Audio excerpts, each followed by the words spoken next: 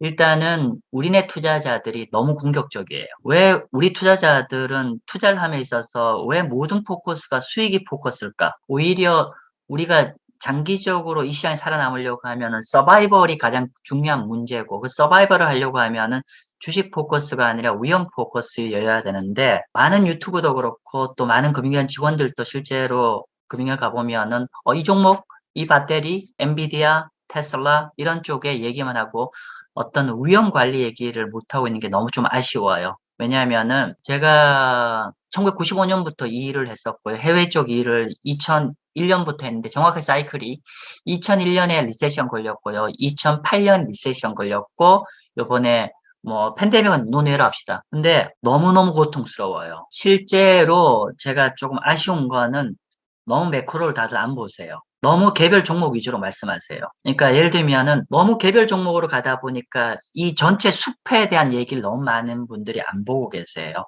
그래서 그런 아쉬움, 그리고 그런 숲을 보는 게 사실 쉬운 얘기 아니거든요. 사실은 굉장히 경험치, 노하우도 많아야 되는데 그냥 하나 좀 힌트를 좀 드린다고 하면 채권 시장을 보면은 그런 힌트가 보입니다. 제가 농담 와서 사실 제가 주식 개별 전문가 아니거든요. 근데 그러면 어떻게 저기 마 대표님 운영하는 지배투자자문이 제 증권사 큰 회사인데 어떻게 금년에 100% 주식인데 안 깨졌습니까? 사실 저희 개별 종목 잘 알아서 그런 게 아니라 매크로를 잘 전망을 해서 그렇습니다. 제가 거짓말을 할 수가 없는 게 네이버에 검색하면 다 나오잖아요. 제가 네. 참고로 제 이름을 검색해 보면 작년 3월 13일, 15일 날 제가 인터뷰를 한 게 있는데 삼성전자와 클린에너지 투자하지 마십시오라고 작년 3월 달에 얘기를 했어요.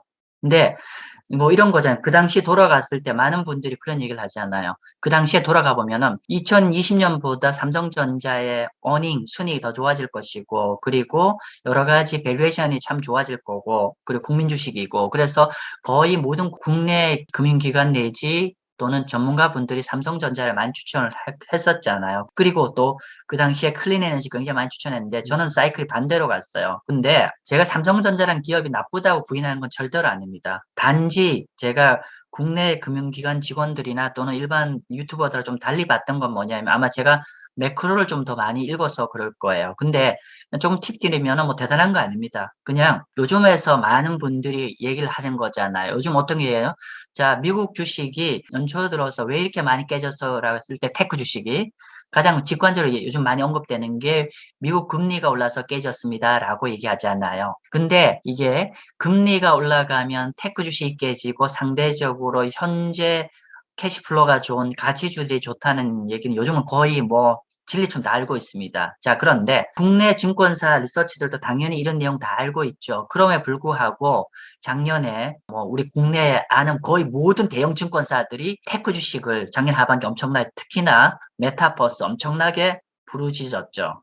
그런데 그쪽의 증권사의 뷰와 제가 보는 매크로 뷰가 달라서 그래요. 뭔 말이냐면은 저희는 작년 초중반부터 미국 금리가 여기서 말한 금리는 정책 금리 아닙니다. 시장 금리, 국채 금리가 저희는 점진적으로 오를 거라 전망을 했고 대다수의 국내 증권사들은 금리가 여전히 저금리로 유지가 될 거란 전망을 하고 성장률 추천한 거고요. 저는 반대로 성장 테크 주식, 밸류에이션 비슷 테크 주식을 내리셔야 된다라고 말씀을 드렸습니다. 그랬고 실제로 이미 잘 아시겠지만은 작년 하반기부터 그런 움직임이 있었는데 미국 국채 금리가 올라가게 되면 미국의 섹터 로테이션, 밸류에이션이 비싼 성장주에서 상대적으로 밸류에이션 싼 현재 캐시플로우가 많은 가치주로 스위치를 하게 되고 그렇게 되면은 문제는 거기서 끝나는 게 아니라 이건 미국 내 움직임이라는 게 글로벌 시장에 다 영향을 주는 게 뭐냐면은 국가별로 어떤 나라, 영국 같은 나라는 가치주의 나라고요. 한국, 중국, 타이완 같은 데는 아주 전형적인 성장주의 나라입니다. 예를 들면 한국 같은 나라 삼성전자, 하이닉스 반도체 그리고 네이버, 카카오 뭐 이런 게 주식들이잖아요.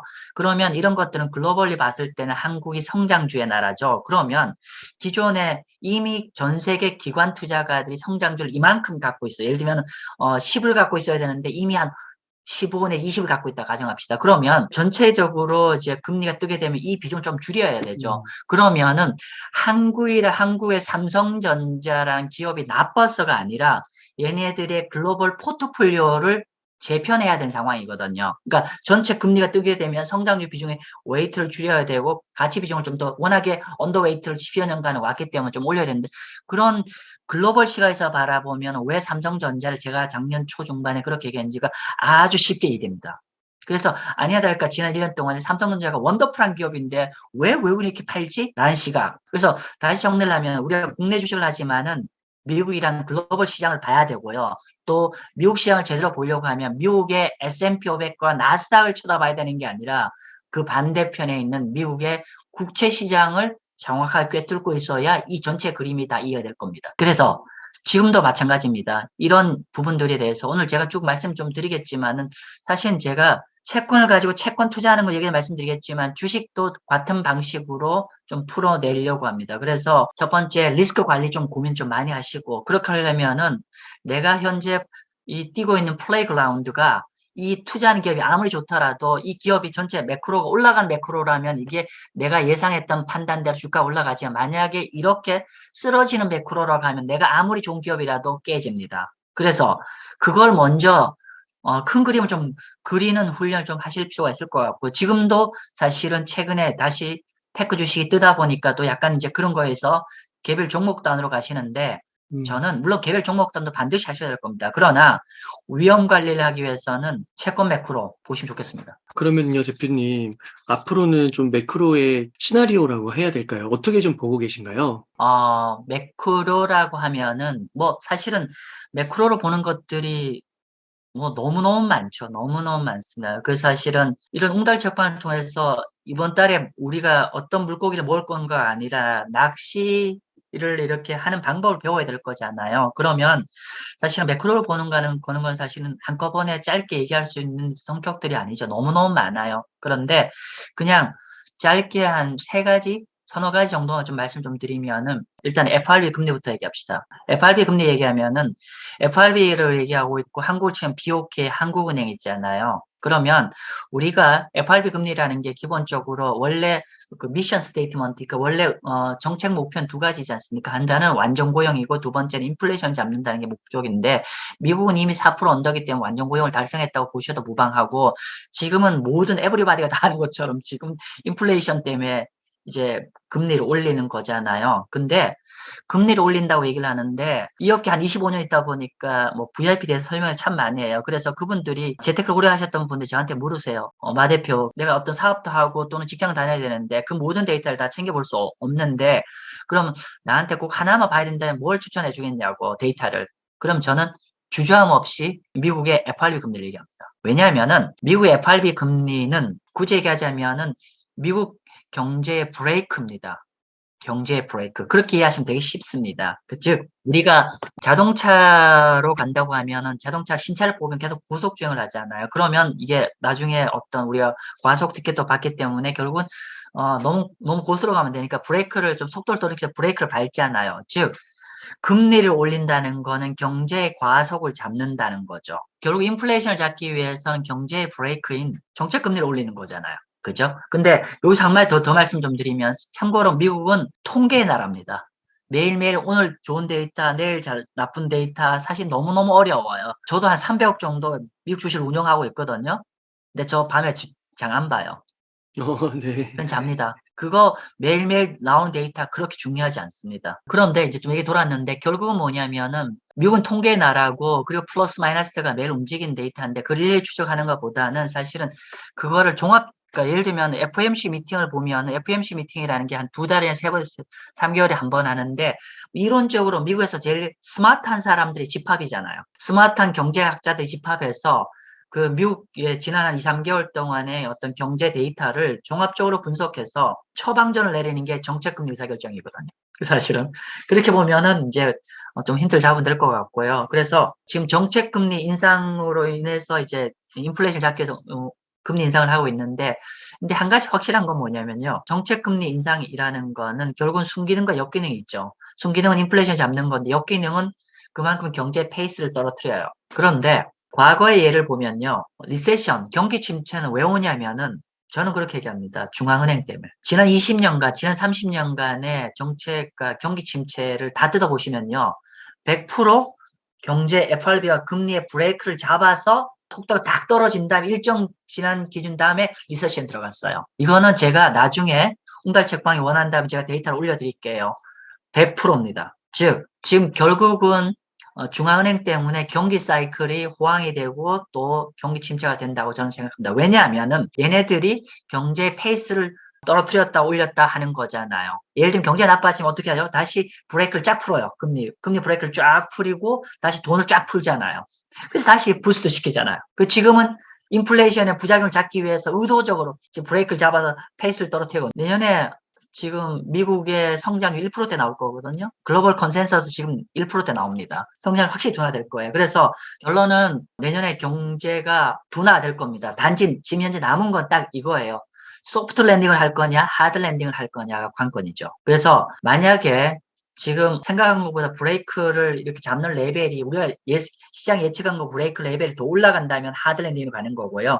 시장 예측한 정도로 간다고 하면은 그냥 소프트 랜딩으로 간다고 보시면 될 것 같고요. 그래서 투자자분들, 구독자님이 첫 번째 챙겨야 될 거는 뭐다? 아까 말씀드린 대로 FRB 금리고요. 두 번째로는 조금은 테크니컬한 변수일 수 있는데 이런 거잖아요. 저는 이제 채권 쪽을 오래 하다 보니까 이렇게 말씀 좀 드리는데 채권은 크게 두 가지가 있어요. 하나는 국채가 있고 두 번째는 회사채. 발행한 주차에 따라 다른 건데, 근데 이 두 가지를 가지고 모두 다 경제를 예측할 수가 있죠. 첫 번째는 이미 최근에 많은 분들이 얘기하고 있어서 한데, 제가 이거 2004년부터 봤거든요. 국채 갖고 하는 거 장단기 금리차. 이게 국채를 가지고 평가를 하는 거예요. 근데 제가 워낙에 많은 얘기를 한 거기 때문에 굳이 긴 얘기는 하지 않겠습니다. 결론은 장단기 금리차는 이게 완벽한 데이터는 아니지만은 반대로 얘기를 해서 모든 지난 70년 안에, 과거 70년 동안의 경기 침체 전에는 반드시 역전 현상이 발생을 했다가 팩트입니다. 근데 금년에 3월 달부터 계속 발생하고 있죠. 네. 그래서 되게 조심해야 될 항목이다. 경기 매크로 전망한 데이터들 중에서 가장 선제적인 지표면서 현재까지 가장 정확한 지표입니다. 물론 계속 말씀드리면 한 가지 지표 갖고 모든 설명을 할 수는 없어요. 그런데 어쨌건 간에 현재까지 글로벌 투자자들이 가장 중요하게 생각한 중장기 경기 침체 그 자료이다. 보시면 될 것 같고요. 두 번째로는 하이드 채권 스프레드. 하이드 가상금리거든요. 뭐 잘 아시겠지만 가상금리라는 게 경제가 나빠지면 가상금리가 벌어지고 경제가 좋으면 가상 줄어들잖아요. 그러면 이론적으로 이런 거잖아요. 우리가 같은 경제를 본다고 하면 주식 하시는 분과 채권 하시는 분이 있다고 하면은 같은 경제를 보니까 미국 경제가 가장 최악이라고 생각할 때가 주식이 최저점이어야 될 거고 가상금리가 최고점이어야 되잖아요. 다음에 경제가 최고점을 찍을 때 주식이 최고점을 찍어야 되고 가상금리가 최저점을 찍어야 되는 거잖아요. 왜냐하면은 둘 다 같은 나라 경제를 놓고 얘기하는 거니까. 근데 그렇지 않아요. 무슨 말이냐면요. 하이드 가상금리가 주식의 고점 저점보다 먼저 움직입니다. 100% 그렇게 움직입니다. 움직였습니다. 예를 들면 그냥 직관적으로 최근 얘기를 할까요? 우리 그 코로나 팬데믹은 워낙에 좀 약간 천재지변이니까 제외하고 2001년 리세션 걸렸고 2007년 12월 달부터 리세션이거든요. 리만 사태 2008년이고. 그럼 가까운 거 갖고 얘기합시다. 우리가 혹시 그때 계셨는지 모르겠는데 2007년 하반기에 전 국민이 주식형 펀드 붐이 불었어요. 그 당시에는 주식 펀드를 안 한 사람은 바보였어요. 에브리바디가. 그리고 그때 주식 고점이 언제였냐면요. 2007년 10월 달이 고점이었습니다. 10월 17일인가 23일인가 고점이었는데요. 주식 딱 깨지잖아요. 신문기사 딱 그 전후 검색해보면, 한두 달치 검색해보면요.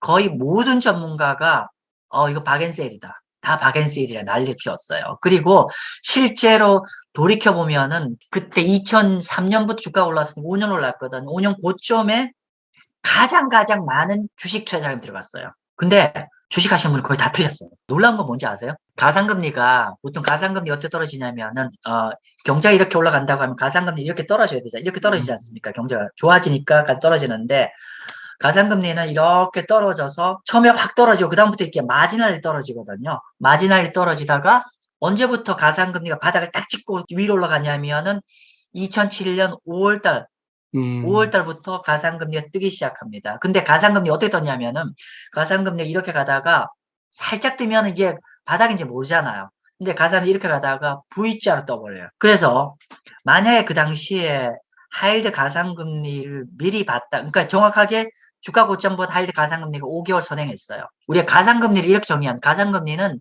채권쟁이가 보는 매크로 리스크라고 얘기합니다. 그러면 제가 채권 투자를 하라는 얘기가 아니에요. 주식 투자를 제대로 하기 위해서 만약에 그 당시에 하이드 가상금리를 지켜봤으면은 주식의 끝자락에 불나방처럼 뛰어 들어간 일은 없었을 거예요. 왜냐하면은 가상금리가 너무 폭발적으로 올라가고 있었어요. 그러면 이런 선택을 할 수 있었겠죠. 저거 좀 진정되는 거 보면서 들어가자는 얘기 정도는 할 수 있었겠죠. 근데 폭발적으로 올라갔어요. 반면 가상금리 꼭지점이 언제였냐면은 가상금리 꼭지점이 주가 최저점이어야 되잖아요. 근데 그렇지 않아요.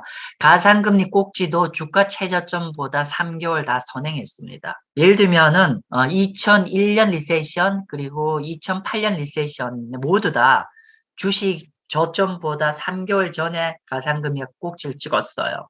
그러면 우리가 지금 저점을 얘기할 때 주가를 지금 올라갈까 말까 판단할 때 그러면 직관적으로 얘기할 수 있어요. 지금 가상금리가 쫙 안정화되면은 주식 투자해야 되겠구나. 반대로 지금 가상금리가 꽤 높게 형성되면은 조심하셔야 됩니다. 음. 그래서 돌려서 제가 세 가지 말씀드렸어요. FRB 금리, 국채 장단 금리 역전 현상, 하이드 가상금리. 그냥 우리 시간 없으면 한 이 세 가지 정도만 봐도 크게 무리 없이 중간 이상은 하실 수 있고 위험 관리할 수 있다 생각합니다. 그러면은 제가 그 말씀을 들었을 때는 지금은 주식 투자를 너무 과감하게 하면 안 될 것 같다는 생각이 들긴 하는데요. 어떠신가요? 지금 저희 포트 갖고 말씀드릴게요. 저희 주식 ETF를 미국을 EMP 랩을 하고 있는데 아까 말씀드린 대로 사실은 뭐 기존에 작년 중반부터 테크 주식을 다 팔았어요. 가치주는 원자재만 갖고 있었고요. 근데 6월 초순부터 저희가 절반을 현금 갖고 있고 물론 최근에 테크 랠리 때 저희 못 올라갔어요. 근데 제 포트 바꿀 생각 없습니다. 금년의 목표는 수익을 내고자 하는 목표가 아니라 위험 관리가 주력이 되어야 된다. 그러려면 일정 부분 현금을 계속 갖고 있어야 된다. 그리고 아직은 주식을 풀베트하기엔 너무 빠르시다. 그리고 최근에 기술자가 다시 랠리를 펼치고 있잖아요. 그래서 뭐 최근에 랠리 펼치는 건 다 아실 거예요. 예를 들면은 패드 피봇이라고 하잖아요. 연준이 생각보다 금리를 브레이크를 잡는 게 좀 덜 잡을 것 같고 조만간에 브레이크를 다시 풀어줄 거라고 생각하는 얘기지 않아요. 쉬운 말로 하면은.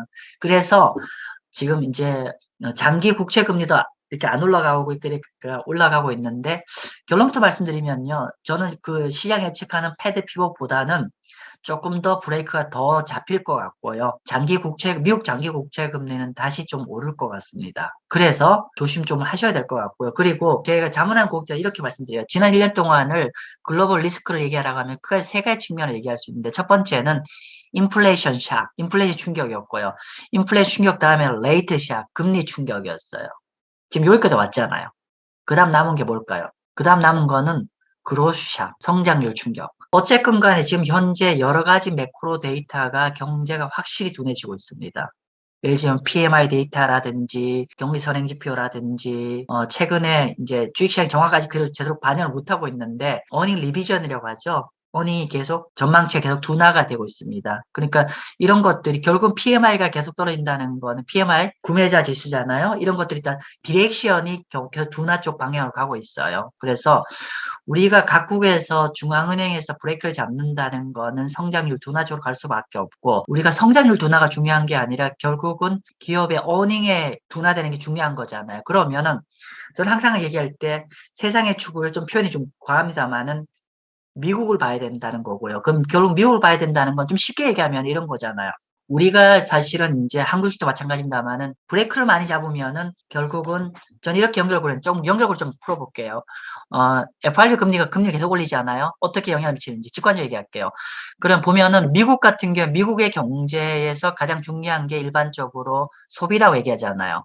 미국 GDP의 3분의 2가 소비고 또 그러다 보니까 서비스 섹터가 되게 중요하잖아요. 아주 완벽한 얘기는 아니지만은 미국에서 미국 경제를 보려고 하면은 미국의 소비자들의 소비 센티멘트를 봐야 될 것이고 지갑을 앞으로 계속 열 것이냐가 관건일 것이고 지갑을 계속 열 거냐의 관건을 예측하려고 하면 전 두 가지를 얘기를 합니다. 예를 들면 돈이 많다고 하죠. 근데 제가 항상 잘 쓰는 표현들이 있어요. 예를 들면은 향후에 지금 내가 일정 부분 이제 소득이 들어와 있는데 이거를 지금 당장 쓸지 아니면 나중에 리저브를 해놓고 쓸지에 대한 판단은 크게 거의 대다수 한국이나 미국이나 동일합니다. 뭐냐면 첫 번째는 부동산. 본인들의 절대 자산이 부동산이기 때문에 부동산 가격이 계속 올라가거나 적어도 비슷하게 있어야만이 소비의 지갑이 열린다는 건데 뭐 잘 아시겠지만은 기본적으로 금리와 부동산은 반비례 관계잖아요. 여기서 말하는 금리는 한국도 마찬가지예요. FRB 금리나 BOK, 한국 하는 금리가 결국 단기 금리니까 여기 연동해서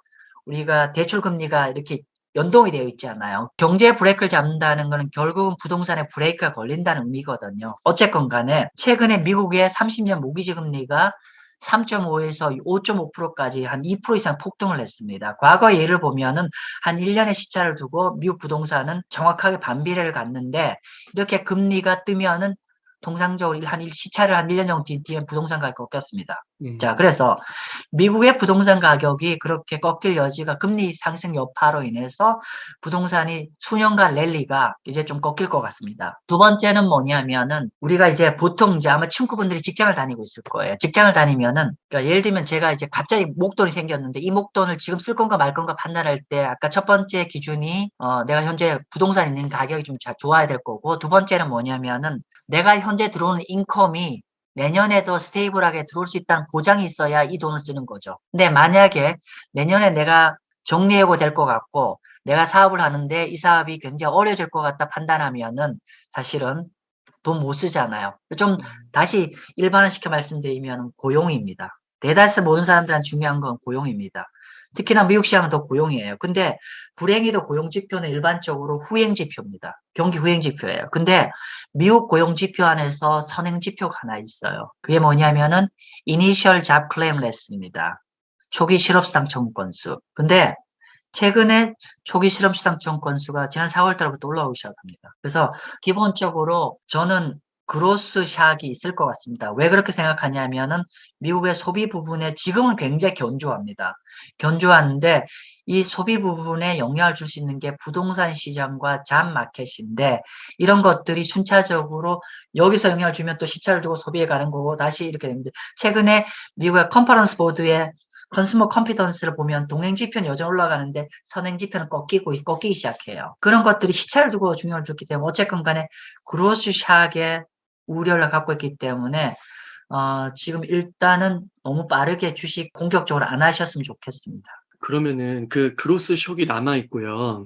또 언론들에 좀 이렇게 보면은 내년에 금리를 더 이상 올리지 않고 뭐 내린다라는 얘기도 좀 나오잖아요. 그러면은 그때쯤에는 투자를 해도 괜찮을까요? 물론 지금보단 좋을 겁니다. 근데 내년에 너무 급하게는 안 가셔야 될 것 같아요. 아, 그래요. 제가 좀 나이가 있어서 그런지 모르겠지만은 보수적으로 하셔도 충분히. 그러니까 과거 그렇게 된 미래가 꼭 그렇지는 않겠지만 그래도 과거의 사례를 참조하는 건 되게 도움이 되실 것 같아요.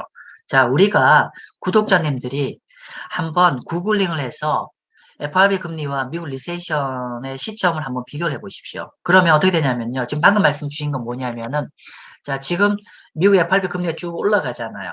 올라가고 빠른 친구들은 아마 한국은 금년 연말 정도에 금리 인상을 멈출 것 같고 미국은 아마 1, 4분기에 2, 4분기에 금리 인상을 멈출 것 같고 그러다가 일정 분기에 일정 포즈를 취한 다음에 어느 시점에 금리 인하가 들어갈 거라 이렇게 얘기를 하고 있잖아요. 그죠? 네. 그렇게 얘기를 하고 있는데 지난 20년 동안에요. FRB 금리 인상이 스탑했는 시점에 경기 침체가 끝나지 않았어요. 이게 팩트입니다. 그러니까 재밌는 건 뭐냐면요.